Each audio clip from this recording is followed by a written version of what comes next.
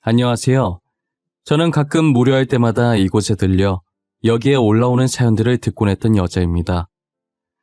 그동안 제가 봐왔던 사연 내용들도 그렇고, 제가 여러분들께 들려드릴 이야기도 그렇고, 비밀이라는 게 당장은 보이지 않지만 시간이 지나면 반드시 수면 위로 올라오기 마련인 것 같아요. 두 얼굴을 가진 사람들이 존재한다고는 하지만, 제가 직접 두 얼굴을 가진 사람을 만나보니 정말 속을 갈라보지 않는 이상 그 사람이 무슨 생각을 가지고 있는지 전혀 모르겠더라고요. 제게 보여준 모습만 봐서는 절대 그런 생각을 가지고 있을 것 같아 보이진 않았거든요. 하지만 제가 모르는 그 사람의 본 모습에는 감히 상상도 못할 어마무시한 게 숨겨져 있었죠. 제 사연 속 주인공은 다름 아닌 저희 시아버지와 동서인데요. 지금부터 제가 이 두 사람에게 겪은 일들을 여러분들께 하나씩 이야기해보려고 합니다. 저는 처음부터 시아버지와 사이가 안 좋았던 게 아니었어요. 정확히 시아버지와 사이가 멀어지게 된 건 시어머니께서 돌아가신 뒤부터인데요. 저는 남동생을 하나 둔 남편과 결혼을 해 맏며느리로서 시부모님과 합가를 하며 살고 있었습니다. 당시 시부모님께서 제게 너무 잘해주셔서 시댁살이를 되게 편하게 했다는 생각을 하고 있었어요. 시아버지와 시어머니 모두와 사이가 좋았지만 그 중에서도 시어머니와 더 사이가 좋았었어요. 시어머니께서는 저를 우리 강아지라고 부르실 만큼 친딸처럼 이뻐하고 아껴주셨거든요. 정말 정 빼면 시체라고 해도 될 정도로 정도 많고 사랑도 넘치시는 분이셨죠. 하지만 그런 시어머니께서도 싫어하는 사람이 존재하긴 하더라고요. 제가 결혼하고 1년 뒤에 동서를 맞이하게 됐는데 시어머니께서는 동서를 무척이나 싫어하셨어요. 처음부터 싫어했던 건 아니고 동서가 시아버지를 대하는 태도를 보면서 싫어하게 되신 거예요. 동서는 시아버지 앞에서 오글거리는 말과 행동을 엄청 잘했거든요. 콧소리를 내며 시아버지를 부르고 시아버지 밥 위에 반찬을 올려주는 등 빤히 눈에 보이게 여우짓을 하는데 어느 누가 좋아하겠어요. 하지만 남한테 싫은 소리 못하시는 시어머니는 아무 말도 못하고 한숨만 쉬시는 게 다였어요. 저도 동서의 여우짓이 심하다고 생각을 했지만 이건 시작도 아니더라고요. 동서가 본격적으로 아양을 떨게 된 것은 시어머니께서 돌아가신 뒤였어요. 동서는 그동안 나름 시어머니 눈치를 보고 있었던 건지 시어머니께서 세상을 떠난 뒤로는 아예 대놓고 노골적인 여우짓을 해대더라고요. 동서가 저희 집에 놀러오면 자석이라도 붙였는지 시아버지 옆에 꼭 붙어서 떨어질 생각을 하지 않았어요. 저는 음식 준비를 하고 있고 동서와 시아버지는 거실 소파에 나란히 앉아 TV를 시청하는데 모르는 사람이 보면 서방님 와이프가 아니라 시아버지 와이프 같겠더라고요. 서방님도 시아버지와 잘 지내는 모습 좋다며 딱히 제재는 안 하는 눈치였어요. 저는 그 모습을 보고 있자니 참 가짠긴 했지만 그렇다고 동서가 저를 무시하거나 깔보진 않았기 때문에 시아버지께 잘 보이고 싶어서 저러나 보다 싶은 생각에 그냥 콧방귀만 살짝 끼고 말았어요. 솔직히 누구나 며느리로서 시부모님께 잘 보이고 싶고 이쁨 받고 싶은 건 당연한 일이잖아요. 저도 만약 애교가 많은 성격이었다면 동서처럼 시아버지께 행동하지 않았을까 싶기도 해요. 같은 며느리 입장에서 어느 정도 이해는 가기에 저도 딱히 별 생각 없이 넘어갔었어요.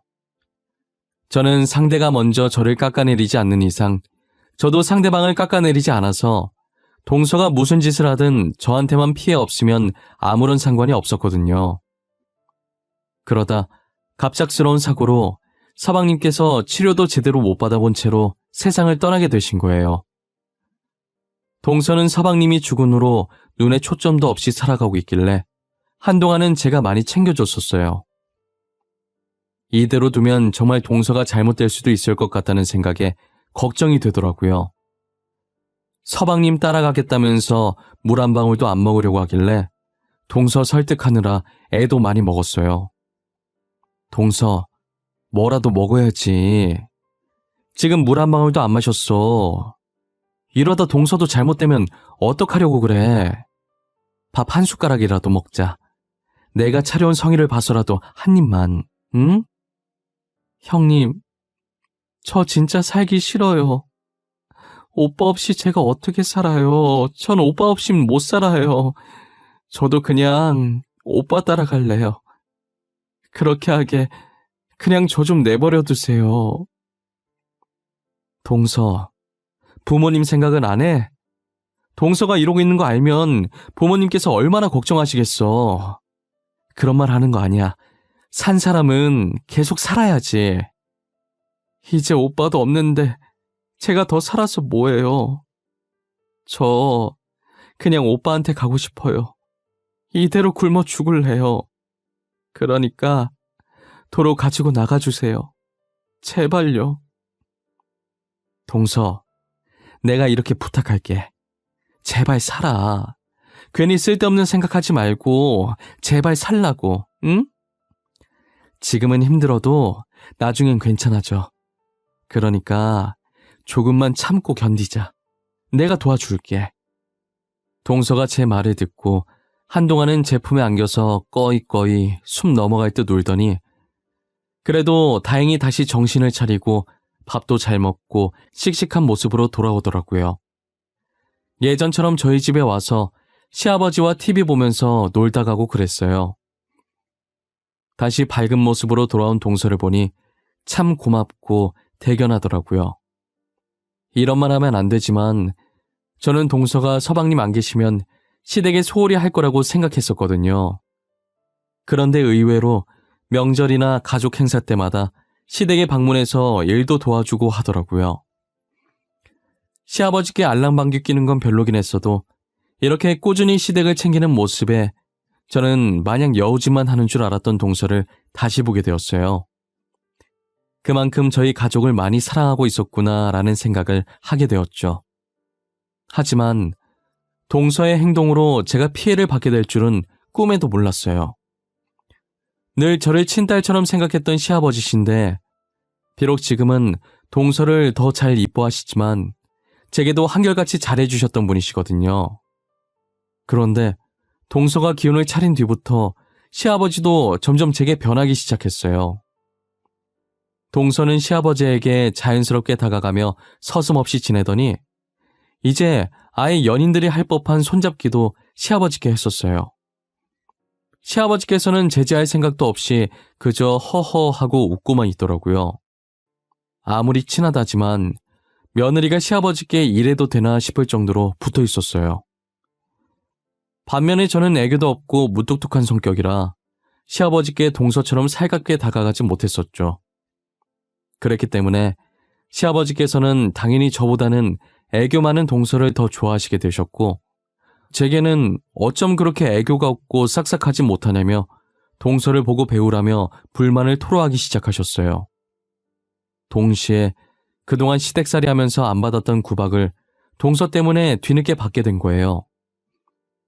시아버지께서는 제가 하는 모든 일에 동서와 비교를 하면서 못마땅해 하시기 시작했어요. 하나부터 열까지 동서가 거론되지 않는 일이 없었어요. 집안일이야 제가 알아서 척척 해놓기 때문에 손댈 곳이 하나도 없었지만 항상 성격 같은 면에서 꼬투리를 잡고 늘 동서와 저를 비교하셨죠. 친구분들과 이야기하실 때도 늘 저와 동서 얘기를 하셨었어요. 우리 둘째가 이번에 내 생일이라고 여행권 줬더라. 그동안 고생했다면서 말이야. 어찌나 마음씨가 이쁘던지 편지까지 써서 줬더라니까? 너도 여행권 받았어? 좋겠네. 다들 여행권이 유행인가 봐. 이번에 수철이도 자식들한테 해외여행권 받았다더라고. 그래? 나는 며느리가 혼자 준비해서 해외까진 아니고 저기 가까운 제주도로 가. 나한텐 제주도도 감지덕지지 뭐. 애가 이쁜 게 이쁜 짓만 한다니까. 그럼 너네 맏며느리는? 둘째 며느리가 제주도 여행권이면 맏며느리면 용돈 줬을러나? 만만한 게 용돈이랑 여행권 아니냐. 평소에 맏며느리 너한테 엄청 잘하더만. 엄청까지는 아니고 그냥 용돈 100만 원 주더라고. 고맙긴 한데 선물은 정성이잖아. 걔는 성격이 안 좋은 건 아닌데 둘째보단 못해. 무뚝뚝해가지고 편지 한 통도 없이 돈 봉투만 덜렁 주더라.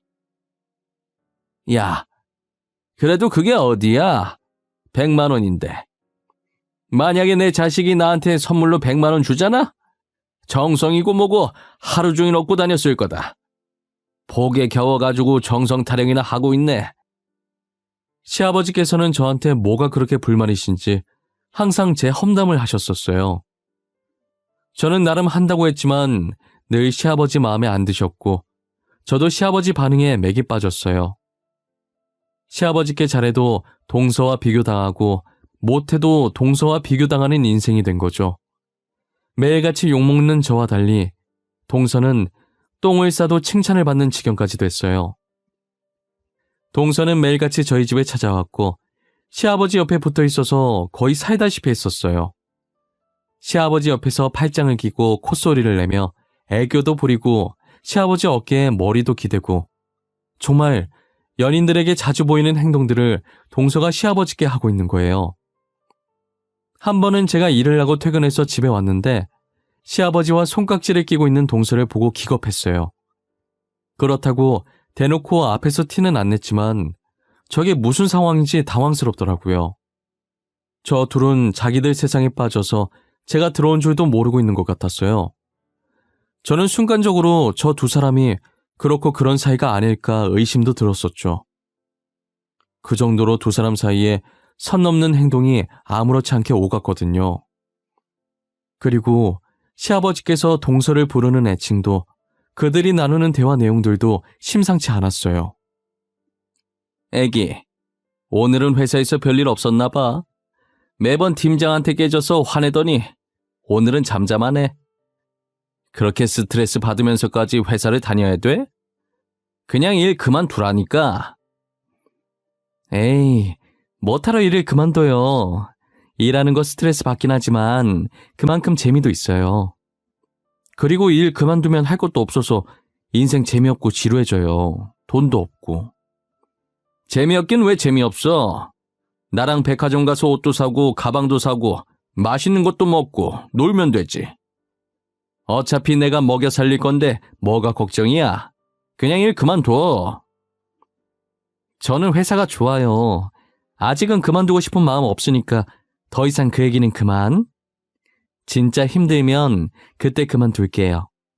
지금은 다닐만 하니까 제 의견도 존중해 주세요. 알겠죠? 알겠어. 힘들면 바로 그만두기다. 나랑 약속한 거야, 응? 나 우리 애기가 힘든 거 절대 못 봐. 지금도 그 팀장 머리 잡아뜯고 싶은 거 참는 거야.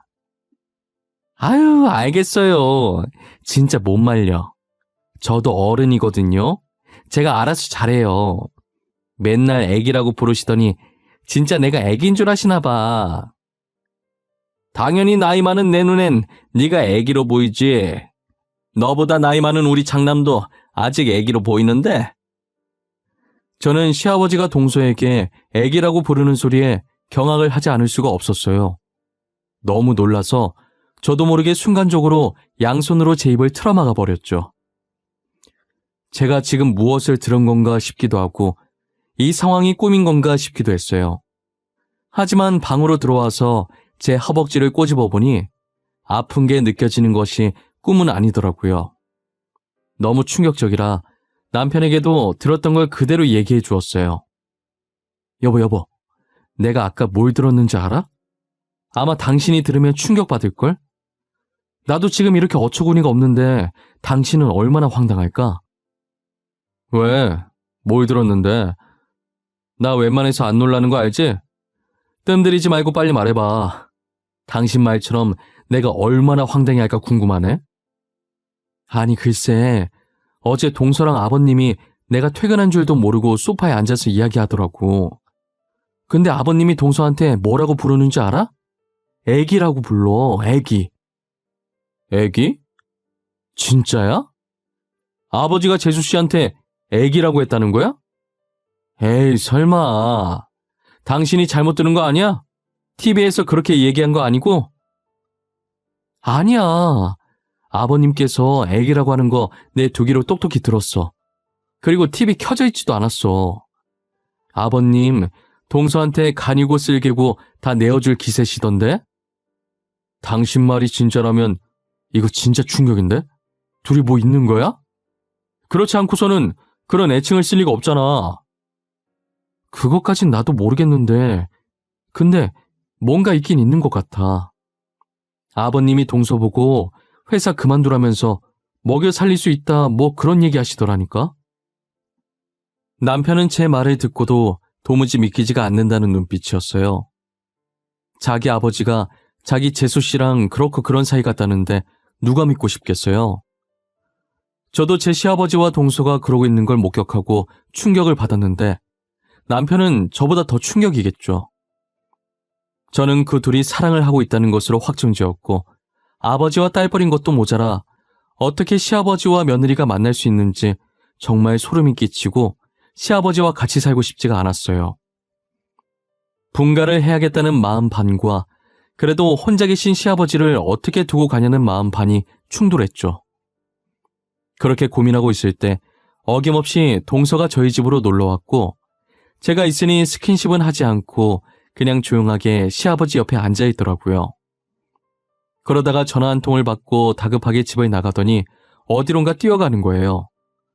저렇게 나간 적이 한 번도 없었어서 급한 일이라도 생겼나 보다 싶었죠. 점심을 만들려고 냉장고 안에 재료를 찾는데 마땅히 쓸만한 재료가 없는 거예요. 그래서 나간 김에 일주일치장을 봐야겠다는 생각에 지갑과 차키만 챙겨서 나갔어요. 원래 마트가 15분 거리에 있어서 보통은 차 없이 그냥 걸어서 가는데 이번엔 짐이 많을 것 같아서 차를 끌고 가기로 했죠. 차를 타려고 지하 주차장에 갔는데 어디선가 동서 목소리가 들리는 거예요. 저는 차를 타려던 걸 멈추고 소리가 나는 쪽으로 조심히 향했어요. 그러다 어떤 모르는 남자와 함께 있는 동서를 발견하게 됐죠. 그런데 동서가 그 남자에게 시아버지 얘기를 하면서 투정을 부리고 있더라고요. 저는 쎄한 느낌이 들기 시작해서 몰래 뒤에서 휴대폰 카메라를 들고 녹화를 하기 시작했어요. 자기야, 나 언제까지 이러고 있어야 돼?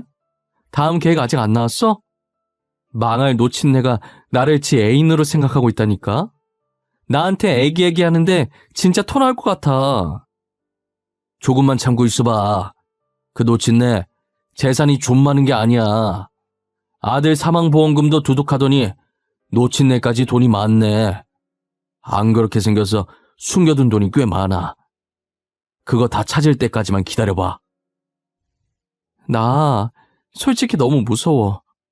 내 남편 그렇게 만든 것도 솔직히 우리잖아. 지금은 단순 사고사로 넘어갔지만 나중에 들키기라도 하면 어떡해. 그 전에 빨리 떠야지. 조금만 기다려 보라니까 왜 이렇게 재촉해? 금방 끝나니까 조금만 더 참아, 어? 노인네가 알아차리기 전에 연기 잘하고, 알겠지? 언제까지 이 짓을 해야 하는데? 남편 죽으면 그만 끝난다고 했잖아. 지금 남편 죽은 지가 벌써 반년이야, 반년. 빨리 끝내자, 응? 놓친 내가 계속 나한테 온단 말이야. 저는 그 두 사람의 대화 내용에 너무 놀라 소리를 지를 뻔했지만 혹시나 들킬까봐 입을 틀어막았어요. 알고 보니 그 남자는 서방님이 죽기 전에도 동서와 내연 관계였고 서방님이 사고를 당하던 그날 그 남자와 동서가 짜고 쳐서 사고를 낸 것이었어요. 처음엔 서방님 사망보험금을 노리고 시작한 것이었는데 어쩌다 시아버지 재산도 알게 돼서 이제는 시아버지 재산까지 노리고 있더라고요. 저는 그 두 사람이 대화를 나누는 모습을 하나도 놓치지 않고 영상으로 다 담아놨어요. 그리고 두 사람이 헤어지려고 하길래 재빨리 제 차 안으로 몸을 피신시키고 동서가 집으로 다시 들어가는 것을 확인 후 마트로 향했어요. 마트에서 장을 보고 집으로 돌아올 때까지 참 많은 생각이 들었어요. 그렇게 시아버지께 알랑방귀 껴가면서 애교를 부리던 사람이 저렇게 시커먼 속내를 감추고 있었다는 게 너무 놀랍고 징그럽고 소름이 끼치더라고요. 음식을 만들면서도 영상을 지금 보여줘야 하나 말아야 하나 고민했는데 그동안 시아버지께서 저와 동서를 비교해가며 험담을 한 것이 생각나 괘씸했어요. 그러다 며칠 동안 고민하게 되었고 드디어 결전의 순간이 다가온 거예요. 결전의 날은 바로 동서의 생일날이었어요. 아니나 다를까 시아버지께서는 동서의 생일을 챙겨야 한다며 온 가족을 부르더라고요. 저는 처음부터 그 영상을 동서 생일이니까 가족들도 다운 시점에서 지금 풀어야겠다라는 생각을 하지 않았어요. 그때까지도 영상을 보여줄지 말지 엄청나게 고민을 하고 있었던 와중이었어요. 그런데 동서가 시아버지께 생일 선물로 돈을 받고 고맙다며 또 스킨십을 하는데 너무 불편하더라고요. 이제 동서의 목적이 무엇인지 아니까 제가 너무 불편해서 안 되겠더라고요. 그래서 가족들이 있을 때 그 영상을 보여주기로 마음을 먹게 됐어요. 그렇게 한창 동서의 생일 파티로 분위기가 무르익기 시작했고 저는 몰래 남편을 시켜 거실 TV에 제 휴대폰을 연결시켜 달라고 했어요. 남편도 아직 안 본 영상이라 왜 그러냐고 했지만 저는 이유 묻지 말고 시키는 대로만 해달라고 했죠. 가족들은 식탁에서 즐기다가 하나둘씩 거실로 자리를 이동하더라고요. 자연스럽게 거실에서 다시 술 파티가 벌어졌고 모든 사람들이 거실 한가운데 모이게 됐어요. 화장실에 갔던 사람까지 다 온 것을 확인하고 저는 영화가 보고 싶은 척 TV를 틀려고 했죠. 하지만 동서가 파티 중에 생뚱맞게 무슨 영화냐고 제 손에 들린 리모컨을 빼앗으려고 하는 거예요. 혹시라도 제 계획이 틀어지게 될까 다급하게 분위기 있는 노래라도 틀겠다고 했죠. 동서는 다급해 보이는 제 모습에 미심쩍은 듯 하더니 알겠다고 하더라고요.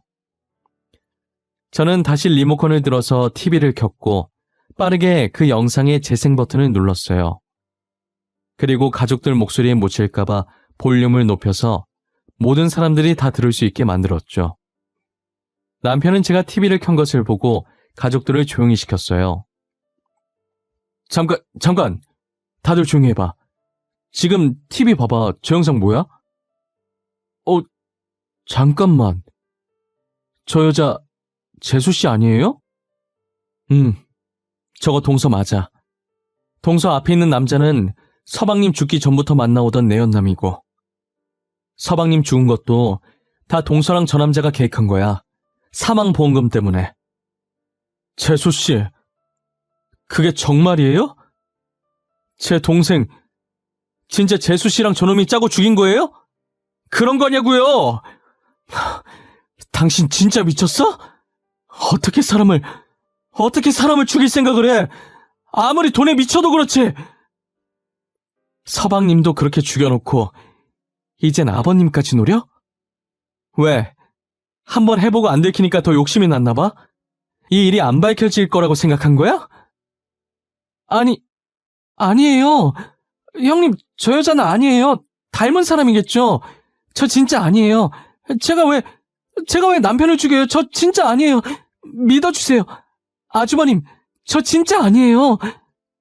당신 진짜 미친 사람이야. 사람 목숨이 장난이야? 내 동생도 모자라서 아버지까지 죽이라고 해? 너 가만 안 둘 거야. 너 죽는 날까지 두고두고 괴롭힐 거야. 내 동생 고통도 다 돌려받게 할 거야. 영상을 본 남편은 동서를 죽일 거라고 달려들었고 저는 혹시나 남편이 사고라도 칠까 말리기 바빴어요. 시아버지께서는 그 영상에 그리고 저희 대화에 충격을 받아서 한동안 말을 못하고 허공을 보셨어요. 동서가 아니라고 믿어달라면서 시아버지의 바지가랑이를 잡았고 시아버지는 그런 동서를 보는 순간 정신을 차리셨는지 동서의 머리채를 잡고 패대기 치시더라고요. 저는 너무 놀라서 소리를 질렀고 남편도 시아버지의 그런 모습을 처음 보고 놀래서 달려들다가 멈추고 시아버지를 멍하니 쳐다봤어요. 시아버지께서는 분이 풀리지 않으셨는지 동서의 몸을 세게 밀쳤어요. 동서를 밀치고서 주저앉아 울고 있는 동서를 보며 입을 떼셨죠. 아프니? 너는 겨우 이 정도밖에 안 했는데도 아파? 그래? 우리 아들은 가여운 내 아들은 네 손으로 죽여놓고 지금 나한테 뺨 맞은 걸로 아파? 아버님, 죄송해요. 저도 남편을 죽일 줄은 몰랐어요. 저는 그냥 큰 돈을 손에 쥘 수 있다는 말만 믿고 하라는 대로 한 것뿐이에요. 너는 네 손으로 선을 자르면서 이 차 탔다가 사람이 죽을 수도 있겠다는 생각을 한 번도 안 해봤던 거야? 너 몰랐다면 거짓말이다. 부품 중 하나를 손상시켜놓고 어떻게 그런 생각을 안 해? 저 진짜 몰랐어요. 사람이 죽을 거라는 거 알았으면 절대 안 했을 거예요. 저는 그냥 시키는 대로 한 것뿐이란 말이에요. 저 진짜로 몰랐어요. 믿어주세요, 네? 내가 믿어주면 죽은 내 아들이 살아 돌아오니? 살아 돌아오냔 말이야! 당장 내 아들 살려내! 살려내라고! 시아버지께서는 울부짖으며 동서의 멱살을 붙잡고 흔들다가 집에 있는 물건들을 동서 주위로 던졌고, 동서는 죄송하다는 말만 계속하다가 눈물을 닦으면서 집을 나가버렸어요. 저 영상 하나로 저희 집은 말 그대로 초토화가 되어버렸어요. 시아버지는 소리 지르며 울부짖고 남편도 조용히 눈물 훔치고 있었고, 저는 복잡한 심경으로 남편을 달래며 서 있었죠. 두 부자가 한참을 울었고 그나마 제정신인 제가 어질러져 있는 집을 치우고 있었어요. 시아버지께서는 잠긴 목소리로 제게 말을 거시더라고요. 아가, 우리 강아지. 이렇게 강아지라고 불러보는 것도 참 오랜만이구나. 내가 매번 둘째랑 비교해서 기분 안 좋았을 텐데 그동안 내가 미안했다. 아니에요. 저는 벌써 다 잊었어요. 오히려 제가 죄송하죠. 저를 딸처럼 여겨주셨는데 애교가 없어서 아버님께 감사하다는 표현을 못했어요. 네가 무슨... 이제껏 날 돌봐준 것만으로도 다 표현된 건데 이 나이 먹으면서 며느리급이나 나누고 있고 내가 이제껏 나이를 허투루 먹었어.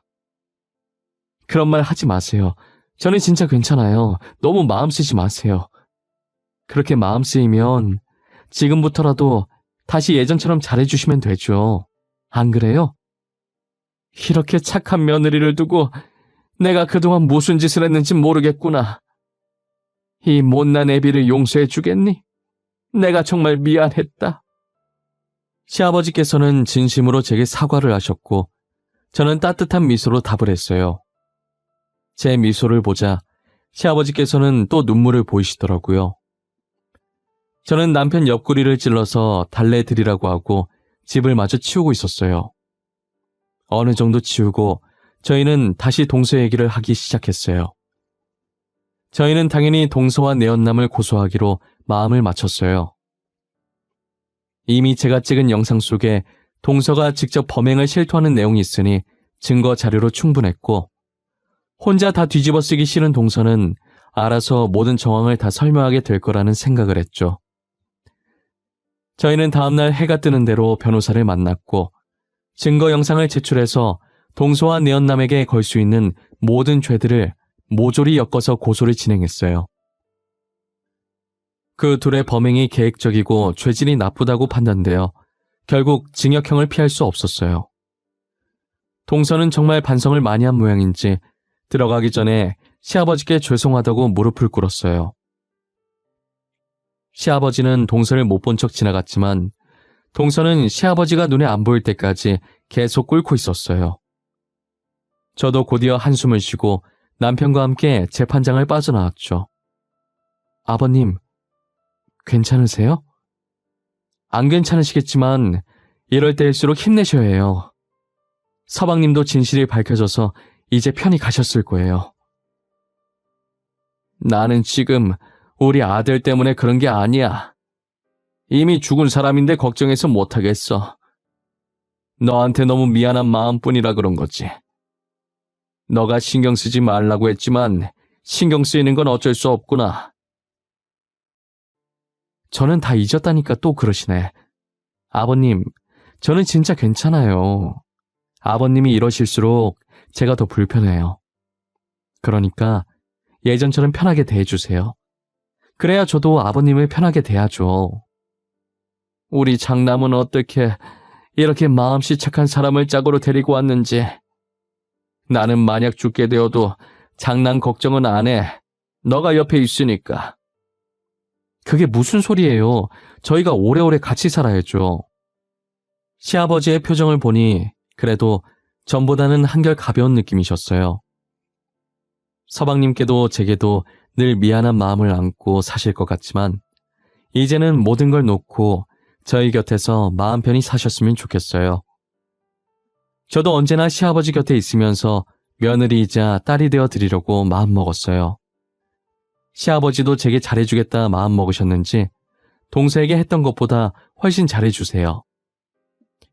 지금 반년이 지나긴 했는데 시아버지가 제게 잘해주시긴 하지만 아직도 저와 살짝 대면대면하긴 해요. 저는 정말 다 잊고 시아버지를 평소처럼 대하지만 시아버지께서는 아직이신가 봐요. 계속 그런 감정 가지고 있어봐야 시아버지만 힘들어지실 게 뻔해서 걱정이에요. 그래도 지금 상태로 보아 조만간엔 정말 예전에 처음 제가 시집왔을 때로 돌아가지 않을까 싶어요. 그런 날이 왔으면 좋겠는 제 바람일 뿐인 것 같지만요. 제 이야기는 이제 여기서 끝마치려고 합니다. 제 경험을 통해 비밀은 세상에 존재하지 않는다는 것을 알려드리고 싶은 마음에 글을 써보게 되었어요. 지금은 비밀이 수면 위로 떠오르지 않았지만 언젠가는 이렇게 수면 위로 떠오르게 된다는 걸 잊지 않으셨으면 좋겠어요.